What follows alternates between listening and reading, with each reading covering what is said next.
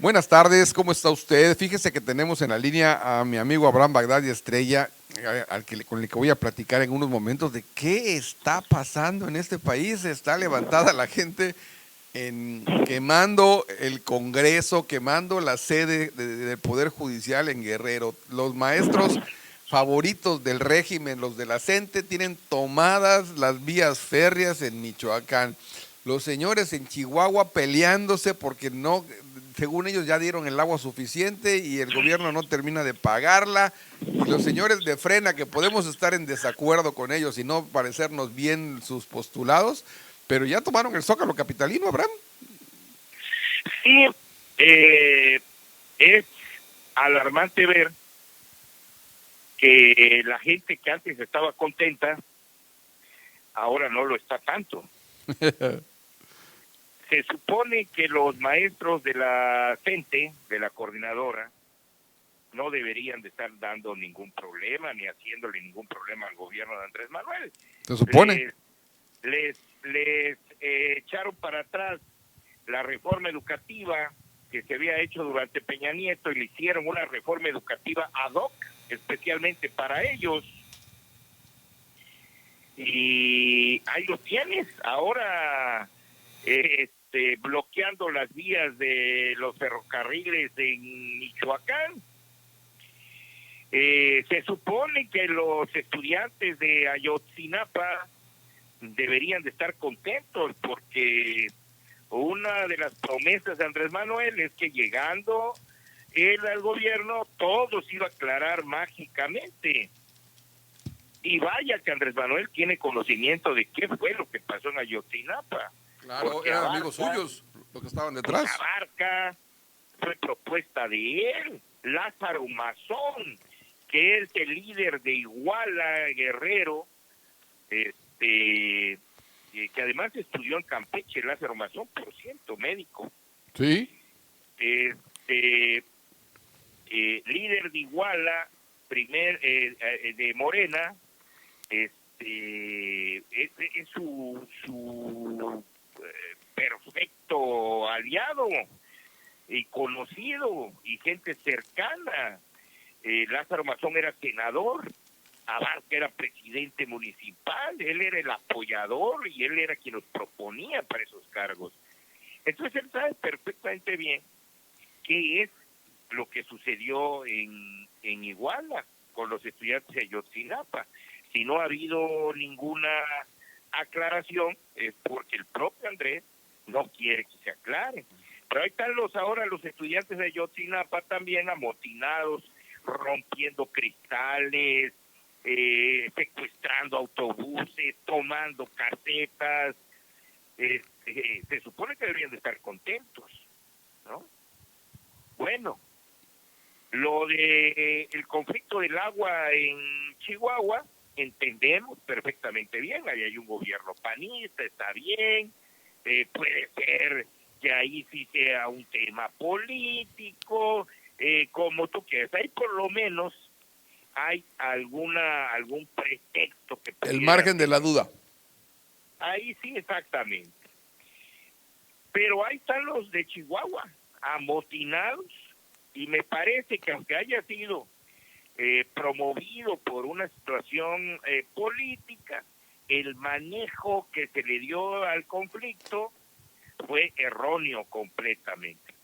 El haber mandado a la Guardia Nacional y el haber asesinado a esta muchacha que iba con su esposo, ¿verdad? Sí. A mansalva, ¿verdad? Por la propia Guardia Nacional, no tiene nombre. Y eso ha acrecentado también el conflicto, la represión, cuando el propio Andrés Manuel había dicho que jamás iba a mandar a la Guardia Nacional para reprimir a nadie. Entonces, sí, hombre. Los de Frena, ¿verdad? En sus propias conferencias mañaneras lo que ha hecho es darle fuerza a la gente de Frena, ¿verdad? Porque los ha catapultado, les ha hecho una publicidad impresionante. Pero además los acusa de usar signos religiosos y y el estandarte de la Virgen de Guadalupe, cuando Morena se concibe con esa idea de la Virgen Morena. Pero no solo eso, no solo se concibe con esa idea y manipula con esa idea, sino que tiene también a los principales líderes de la ultraderecha en su gobierno. Sí, claro. Bueno, ¿qué me puedes decir a mí de Espino, que ahí no tiene su gobierno, que fue presidente nacional del PAN, que es líder del Yunque? Del Yunque famoso. De la ultraderecha nacional. Y el masón este que tienen, el apellido masón que tienen ahí en Estados Unidos de detenido, sujeto a proceso porque tiene no sé qué, 30 y tantos, 40 y tantos casos de violaciones y de abusos infantiles y todo lo demás, que era líder también de la iglesia esta de la Luz del Sol, claro, no sé qué. El líder de esta, la Luz del Mundo. La Luz del Mundo, sí, exacto. Y no solo eso, ahí tiene a Germán Martínez, el que estaba en el Seguro Social y todo el senador en Morena, que también fue presidente nacional del PAN. Tiene a 2 expresidentes nacionales del PAN en su gobierno en cargos de máxima relevancia y que son líderes de la ultraderecha, son símbolos de la ultraderecha, defensores de la ultraderecha.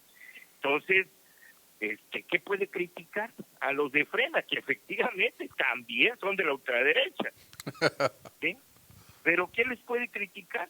Si él tiene colaboradores cercanos que representan a esa ideología. ¿Sí? Entonces, el gobierno de Andrés es una enorme contradicción,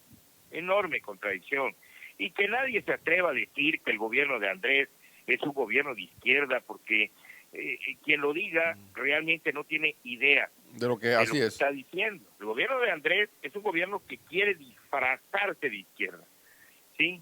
Pero que ninguna de las cosas que está haciendo ni de sus políticas públicas lo posicionan, ¿sí?, como un gobierno de izquierda, ¿sí? Entonces, eso es lo que está generando conflictos en el país.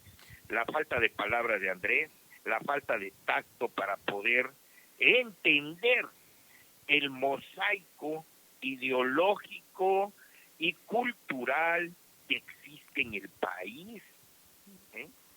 Ya ves que, oye, perdóname que te interrumpa, Abraham, ya ves que ahora, esta semana renunció el que era el director del Instituto Nacional para devolverle al pueblo lo robado, y en su renuncia coincide con Germán Martínez, coincide con Carlos Ursúa, coincide con todos los que se han bajado de ese barco, diciendo que hay un problema de corrupción y hay un problema de mal manejo de fondos y recursos que el presidente se niega a voltear a ver.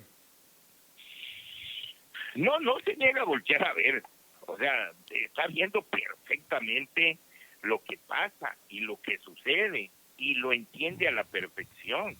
Andrés Manuel no tiene ningún retraso mental, ¿verdad? Lo que es Andrés Manuel es cómplice de lo que sucede. Claro. No es que no lo entienda, sino que es parte de lo mismo, ¿verdad? Él dice que debe ser ciega, debe ser absolutamente ciega la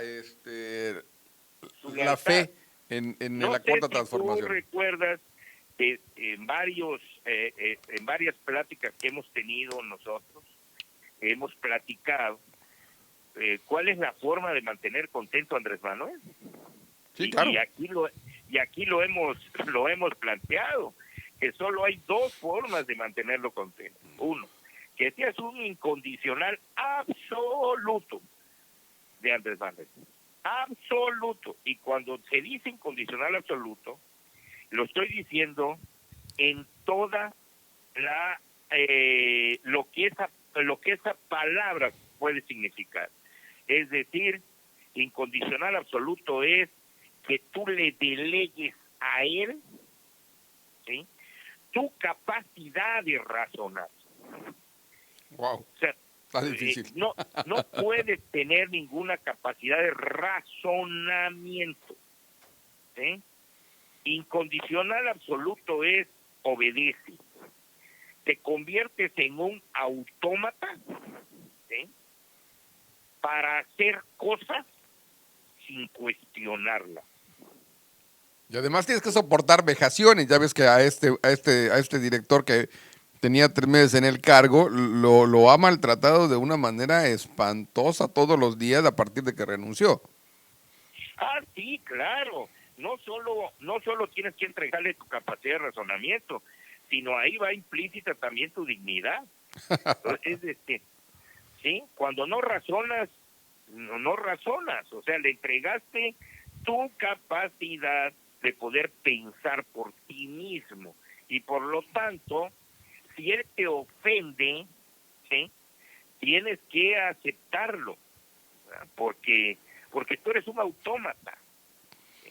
No tienes voluntad propia.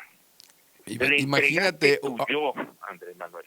lo que tú dices lo corrobora todos los días cuando tiene la osadía, así la quiero ver yo, con una osadía, de decirle a la gente qué tiene que hacer, cómo tiene que educarse, cómo tiene que vestir, cómo tiene que trabajar, cómo que tiene que vivir en una absoluta modestia, que fue lo que le dijo a A Enrique Krause. Krause. ¿Sí? ¿Te acuerdas? Y dice, qué barbaridad. Entonces, yo no recuerdo, y tú y yo más o menos tenemos la misma edad y más o menos hemos andado por los mismos caminos al mismo tiempo, que alguien se haya atrevido a decirle a la gente no solamente qué vista, qué calce, sino cómo deba vivir su vida.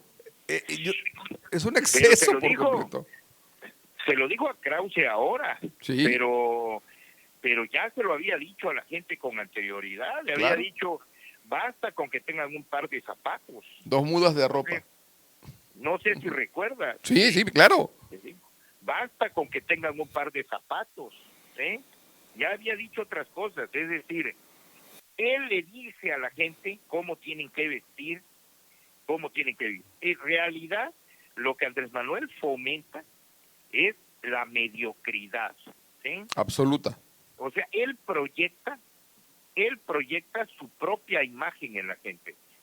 ¿Sí? Porque Andrés Manuel él no es ningún ser inteligente. Déjame decirte una cosa que me parece verdaderamente aberrante. Lo que acaba de pasar ahora, precisamente ayer, ¿sí? En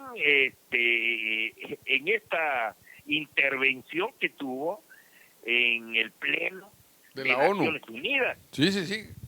En el aniversario de las Naciones Unidas. Imagínate, o sea, no me explico cómo una persona que es presidente de un país con 130 millones de habitantes, con grandes universidades, que en muchos casos es un país que ha sido ejemplo en el mundo para muchas cosas. En México se han inventado muchas cosas, la televisión a color, se han inventado vacunas, se han inventado muchas cosas.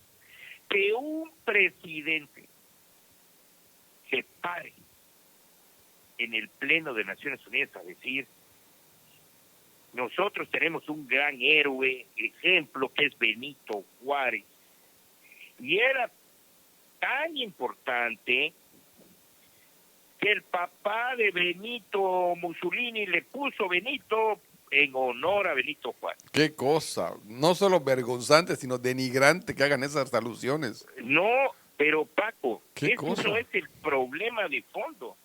El problema de fondo es que estás hablando de la soga en la casa del ahorcado. Él quiere ser Benito Mussolini. Naciones Unidas se formó precisamente Después después de la Segunda Guerra Mundial Así es. en una intención de que esa guerra fomentada por Adolfo Hitler y en donde Benito Mussolini fue su aliado, hizo incondicional, ¿sí? Sí, caray. fuera a mencionar como un ejemplo de gran, de gran hombre a Mussolini y ligarlo a Juárez. ¿Por Es un qué no ligó despropósito. a Juárez Ah, a otros grandes hombres? Lo pudo haber hecho igualándolo incluso con Marx, por ejemplo, ¿verdad? claro. Si lo quería hacer por el tema religioso, De la si separación lo quería Estado, hacer por el Iglesia. tema económico, lo pudo haber ligado a otra persona. Pero no, escogió algo tan trivial como es el nombre, ¿sí? Para ponerlo como un ejemplo en un lugar que fue formado precisamente para que no sucediera otra vez lo que hizo Hitler con Mussolini. Terrible. En el mundo. O sea, eso es catastrófico para la imagen del país y de un presidente de México. Nos ¿Ah? quedamos en condición de país bananero, mi querido Abraham. De país bananero. Bueno, estaba yo leyendo un artículo de Jorge Javier Romero, Ajá. campechano, por cierto, Sí, claro. Buen amigo nuestro. es que ahora que dices bananero, él decía que lo que hizo Andrés es un discurso de un aldeano. ¿Sí? Aldeano. Y no se trata de hablar peyorativamente de los que viven en una aldea. Se trata de la concepción del mundo que se tiene, ¿sí? Una persona que vive en una aldea, su mundo, su universo es su aldea. Claro, ¿Eh? claro. Pero si tú vas a hablar ante Naciones Unidas, tienes que dar un discurso, ¿sí?, globalizado. De Un la aldea global. la aldea global. Claro. ¿Sí? O sea, es una situación verdaderamente complicada, el grado de ignorancia, y ahora todo el mundo se da cuenta que Andrés Manuel no sabe hablar de otra cosa que el mismo discurso repetitivo de todos los días. Tenemos un presidente que se quedó anclado en Macuspana. Esa es la realidad. Tratando Y decía, con los caciques y con la oligarquía del pueblo, y él sentado alrededor de ellos, platicando con ellos, porque él ese poder lo necesita y cree que ellos se lo dan. Eso es lo así, verdaderamente dramático de tener un presidente de esas características ahora. así es, y es presidente, y ahí sí retomo lo que dice Jorge Javier, que me parece interesante, que su concepción de la historia de México es lo que aprendió en la primaria, Sí. ¿sí? Lo que salía en los libros de texto gratuitos. La historia Y del eso, PRI. la historia del PRI, es lo que él repite, la historia oficial hecha y plasmada en los libros de texto gratuitos por el PRI. Pues Y no, priista debía de ser, ¿estás de acuerdo? sí, claro, claro, ahí tienes dibujado claramente cuál es su idea de país, ¿eh? Y eso sí es verdaderamente grave. Lo que pasó en Naciones Unidas ya había pasado con Rocío Nale en una reunión de la OPEP, no sé si recuerdas. Sí, cuando habló del Che Guevara y de Fidel Castro, ¿no? Bueno, y además dejó plantados a los de la OPEP y bueno, una serie de cosas que no suceden en una realidad congruente. Eso sucede en una realidad alterna, ¿verdad? Nadie podría Distópica. imaginarse que eso sucediera, pues. Claro. Pero bueno, pero como era Rocío Nale, pues dicen, pues Rocío Nale es una inexperta, pobrecita, cometió un error. Pero ahora lo vemos con el propio Andrés. O sea, no son errores, No. son acciones deliberadas porque ellos creen que eso es lo que debe hacerse y decirse. Terrible, Lo terrible. cual me parece verdaderamente grave porque México pierde respetabilidad ante el mundo. Estaba viendo y comparando el discurso que dieron en Naciones Unidas otros presidentes de países distintos al nuestro. Sí, yo oí oí varios y me llamó mucho la atención el de Angela Merkel, por ejemplo, que es maravilloso. No, pero maravilloso, maravilloso. O sea, ¿te das cuenta cuando habla un estadista o una estadista, Claro, un hombre o una mujer de Estado, ¿sí?, que conoce los problemas no solo de su país, del sino mundo. que conoce los problemas del mundo, ¿sí? Y que no les es indiferente. Eso es lo más importante. Que el mundo no les es indiferente. Así es, efectivamente. Y que tienen, ¿sí?, opiniones congruentes, ¿sí?, para invitar a los líderes del mundo a actuar en unidad. ¿Ah? Claro. Tú comparas esos discursos con el discurso que dio Andrés Manuel y es una vergüenza. Es una vergüenza. Y decir, oye, a nosotros nos representa Andrés Manuel, que es el presidente de la República, pero es un asunto vergonzante.